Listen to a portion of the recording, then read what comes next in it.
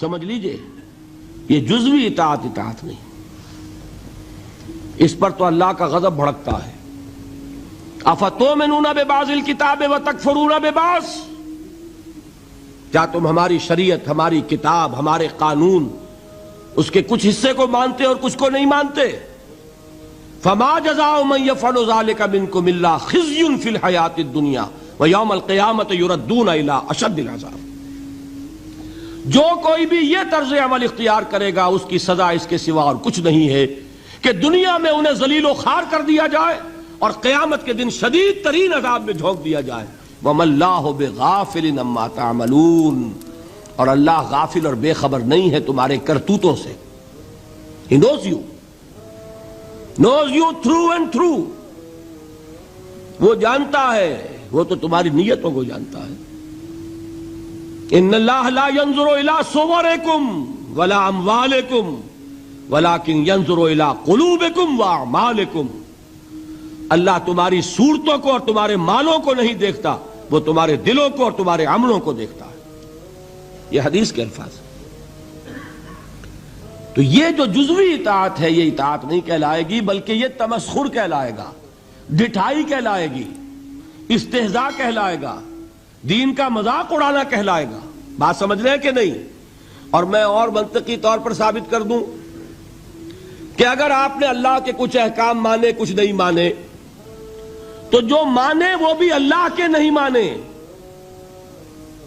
بظاہر بات میں بڑی عجیب کہہ رہا ہوں، اللہ کا ایک حکم آپ نے مانا ایک نہیں مانا، بتائیے جو نہیں مانا کیوں نہیں مانا؟ کہ نفس کو پسند نہیں۔ جو مانا کیوں مانا؟ کہ نفس کو پسند ہے۔ دونوں حالتوں میں کس کی بات مانی؟ نفس کی۔ اگر اللہ کی بات ماننی تھی تو پھر تو وہ بات بھی اللہ کی ہے۔ جب آپ نے اللہ کی ایک بات رد کر دی، کیوں؟ کہ نفس کو پسند نہیں۔ اور جو مانی تو اس لیے مانی کہ نفس نے ویٹو ہے، اوکے کر دیا، ٹھیک ہے۔ تو اصل آپ کا افسر کون ہوا؟ نفس یا اللہ؟ اللہ کا حکم ہوتا تو جو حکم ہے وہ ماننا پڑے گا۔ معلوم ہوا کہ آپ نے ویٹو دیا ہوا ہے نفس کو، تو جس کے پاس ویٹو اسی کی اطاعت۔ بظاہر آپ اللہ کا حکم مان رہے، حقیقت میں اپنے نفس کا حکم مان رہے، الا کہ آپ کی اطاعت کلی ہو، جو اللہ کا حکم سر تسلیم خم۔ ہاں یہ ہو سکتا ہے وقتی طور پر کوئی خطا ہو جائے، جذبات کی رو میں آپ بہہ گئے، غلطی ہو گئی، ایسا جب بھی ہوتا ہے فوراً توبہ کرتا ہے انسان۔ جذبات کا معاملہ ہوتا ہے جیسے کہ طوفان آتا ہے پہاڑی علاقے میں، میدانی علاقے میں سیلاب آئے گا تو آہستہ آہستہ آتا ہے اور آہستہ آہستہ اترتا بھی ہے۔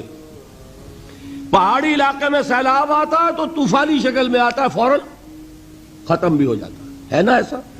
جذبات کا معاملہ یہ ہوتا ہے، طوفان کی طرح جذبات چڑھے، اس وقت آپ سے غلطی ہو گئی، فوراً اتر جائے گا طوفان اور آپ پچھتائیں گے کہ میں کیا کر بیٹھا۔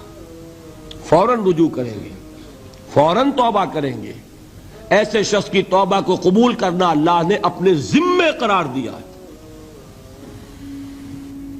انما التوبۃ علی اللہ للذین یعملون السوء بجہالۃ ثم یتوبون من قریب۔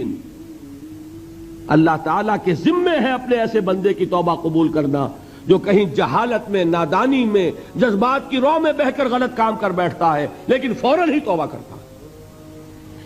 البتہ جان بوجھ کر آپ نے with cold reasoning، جیسے آپ کہتے ہیں نا cold blooded murder، ایک ہے جذبات میں آ کے کسی کو قتل کر دیا، آپ کا کوئی ارادہ نہیں تھا، آپ جا رہے تھے، جاتے ہوئے آپ کا کنگا لگ گیا کسی کو، وہ اللہ کا بندہ ایسا غسیل نکلا اس نے ماں کی گالی دے دی آپ کو، آپ کا چڑھ گیا پارا اور آپ نے جو اس کے ایک رسید کیا مر گیا، تو کیا آپ کا ارادہ تھا اس کو قتل کرنے کا؟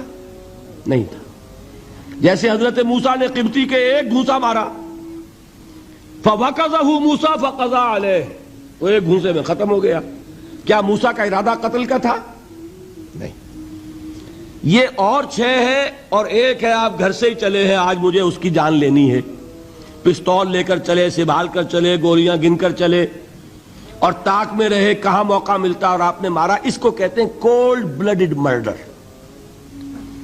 اسی طریقے سے ایک گناہ وہ ہے جو سوچ سمجھ کر ہوتا ہے۔